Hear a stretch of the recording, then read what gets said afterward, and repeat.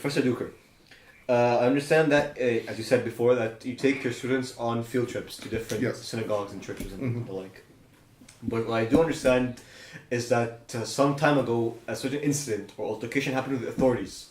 So, what happened? Yeah, it was very unfortunate last November. As I think I've mentioned, every semester since I've been here, I've taken my students on what I call my Sacred Spaces of Cairo field trip. This is the highlight of the semester. Students love this. It is, and I love it too. It's exhausting. It's, let me just say, very labor intensive. It's an incredible amount of logistical work Lots for of me. hiking. Lots of hiking, but also, it takes me weeks to secure buses. This is not an easy thing. And then I'm taking 60 to 80 students this semester to different parts in Cairo, in which most of my students are Muslim. They're entering synagogues and things like that. When that happens here in Egypt, unfortunately. Some eyebrows are raised. Some eyebrows are raised. So these are very complicated and politically difficult needles to thread.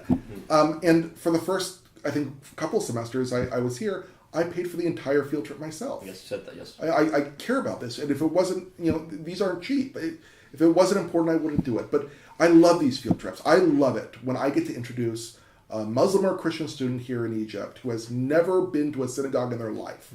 And they get to come up and read from the Torah and hear me sing the Shema. And I point out the architecture and the history of the Ben Ezra Synagogue, which is one of the most fascinating histories of any religious building in Egypt.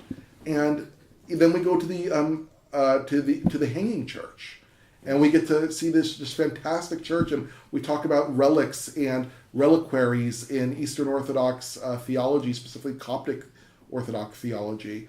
And then we go to the Al Rafay and Sultan Hassan Mosque, and we sit down and we eat together. I buy everyone croissant and croissant and cafe.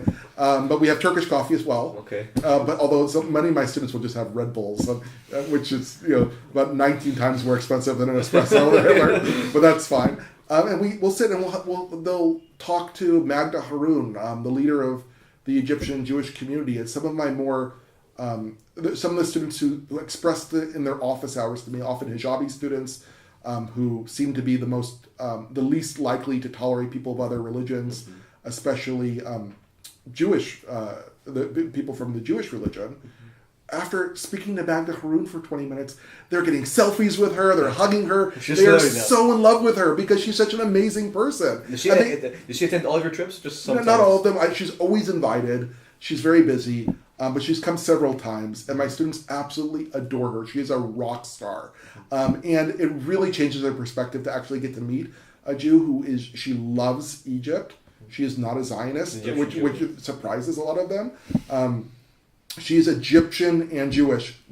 Emphasis on the Egyptian, yes. Emphasis on the Jewish. These are held together.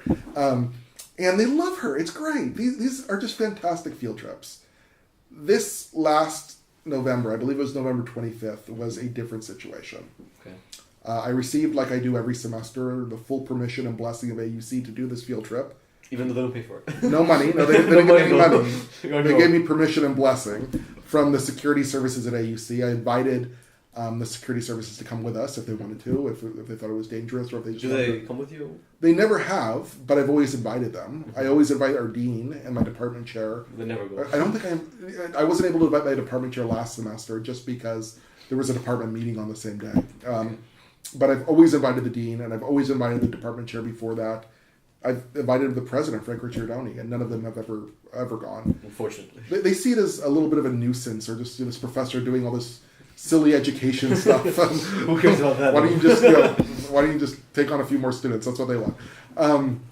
I had permission from the synagogue officials to go up, special access to the Torah, and point out and read from the Torah to my students. We came up 9 at a time, so we wouldn't overcrowd or cause any damage, but only a small group at a time would come up. I read to them from the Torah. I pointed out several portions of the architecture. I mean, essentially, they made Aliyah. They went, which is something that, until the 20th century, Jewish women weren't even able to do. And now these are mostly Muslim students, men and women, who aren't even Jewish, who are coming and making Aliyah and reading from the Torah. And I thought that was fantastic. And I'd also sing the Shema to my students. The quintessential prayer in Judaism. Hear, O Israel, the Lord our God. The Lord is one. And my students love it. This time, it's a different woman, someone I hadn't seen before. Okay. Slight build, hijabi woman comes in, and as you know, Omar, I've been learning Arabic since I've been here, but I'm by no means You fluent. can still work on it. I have a lot of work to do. But she was screaming at me so fast, with so much spit coming out of her mouth, and so angry that I couldn't understand a word she was saying. And so my students like, she wants us to go. I'm like, no, we have permission. She's just looking for a bribe, because that's usually what this is. Yeah. So then the next group comes up and she's still screaming and yelling. I say, no, I give her my car. I give her my car. Your car. Yeah, Your car. like, Yes, and then she's still screaming and yelling. She brings in a bunch of police and army guys run into the synagogue. Like how many? 5, 10? Well, there were the synagogue officials or the Ministry of Antiquity people. There were police and kind of military dress people. I want to say, Police, I'm sorry? military police? I don't know exactly what order they were in, but they looked like military to me. I would say from the beginning to the end of this episode I'm going to describe, there was probably about 50 different people. Oh, that's a lot. But at this point, I think it was more like 16, 15, around there. This is based on my memory. I might be a little bit off here. Yeah. And now they're screaming really loud at me to come down from the Torah. And it became clear to me that this was not a request for money, that something different and new was happening here for the first time. While these, again, all the people who rushed in who were in charge just happened to be hijabi women. Okay. And then the officers seemed to answer to them.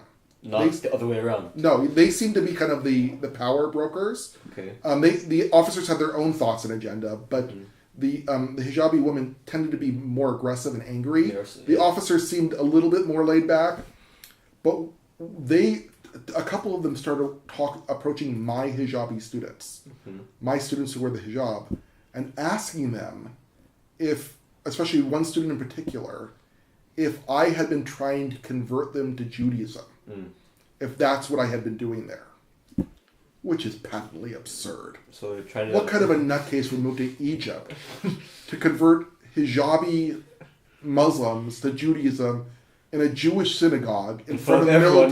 Like that, first of all, I have no interest in converting any of my students to anything. And even if I did, that would be the dumbest way possible. Yes, it would be. I didn't get a PhD by being that stupid. So, that was the other issue. They had been accusing me of trying to convert students to Islam. So it became a real issue as I'm telling my students, okay, we need to get down. A few police officials and military officials started putting their hands on two of my students and pulling them down physically. And I told them, stop. And then, so I got all the students down, and they immediately put their arms around me and start like kind of corralling me, the officials. Kind of not a lock, but showing me that I'm not going anywhere without their permission. And I asked them, I said, can you please allow me to address my students and to allow them to disperse? And then I take it you want to have a conversation with me. And they say, okay. So the students are led outside by the officials. And they're holding me in the synagogue for a few seconds. Were you by yourself, or was there other students with you or assistants? At this point, it was just, the students were circling out, and I was in a different part of the synagogue. And the woman, again, supposedly from the Ministry of Antiquities, and a few kind of the senior ranking military and police officials around her that seemed to be taking orders from her, one of them keeps mentioning the name Tahir. Tahir. Like, as in Tahir, or so we assume. Yes, now they're speaking to me very quickly, but Tahir, over and over again. I'm like, oh, okay, this is weird. And they knew my name. They knew a lot about me. So it's not some sort of misconvenience, or it's do you think it was the woman claimed to be from the Ministry of Antiquities. Okay. She claimed that the problem was that I was damaging the synagogue by standing on the ground of it. That's now I am a pre-modern historian. I know how to handle ancient documents. I know the power and the importance of antiquities. I would never touch any important document of that synagogue. I would never touch or hurt any of the important artifacts there. In fact, I didn't touch the Torah. In fact, you do not touch the Torah with your bare hands. But I was pointing things out. I was being very careful. I know, and I care more about those documents than anyone in the Egyptian government does, I assure you. But they kept saying those words, and I said, hey, will you please allow me to address my students briefly before we have this conversation? They say, yeah, they were very happy about that, actually, and I was relieved because I was afraid for my students' safety. I care about my students. So I went outside, and my students were now gathered, and I lied to them, Omar. I told them that, look, everything's going to be fine. Professor's okay. Don't worry about professor. Please go with, I have an undergraduate assistant and a driver who was also helping me with some of the logistical work. So I pay. They're volunteers, basically. Yeah, I said, go with them to the cafe. Here's a credit card. Enjoy coffee. Go crazy. Yeah, enjoy yourself. So I'll be with you shortly. I was lying to them. I didn't think I was going to be okay. In fact, I was immediately texting some friends I have at the U.S. State Department, the U.S. Embassy here, and I also contacted AUC Security, saying that I think I might be about to be arrested. Oh. At that point, most of my students, I guess I fooled them. They agreed, and they left. And then the security officials take me by the arm, and they walk me around the corner of the synagogue. And I want to say that like about 20, 25, maybe a little bit less or more. 20, 25 officers. Maybe 17, 15. There are a lot of people around us. People. Have encircled me. And 6 or 7 of my students, I want to say, these were kind of more of the strong, buff guys, basically. buff, big kind of male students, refused to go. They did not listen to my order, my request. Yeah. And I said, guys, get out of here. This is not a good situation. They said, we know, and that's why we're staying. That's why they're staying. And they served as my translators. I gave one of them the phone number of some of the people I knew in the State Department. Just in case you're taken away. I gave him my lawyer's phone number, all these things, and he's texting people. And they were amazing. They were heroic. I don't know what would happen to me right now if they weren't there. Now, what would happen would the woman, again, she said she was from the Ministry of Antiquities. She wouldn't tell me her name, and she showed me no identification. Nothing at all. And she knew a lot about me, and she kept saying Tahir.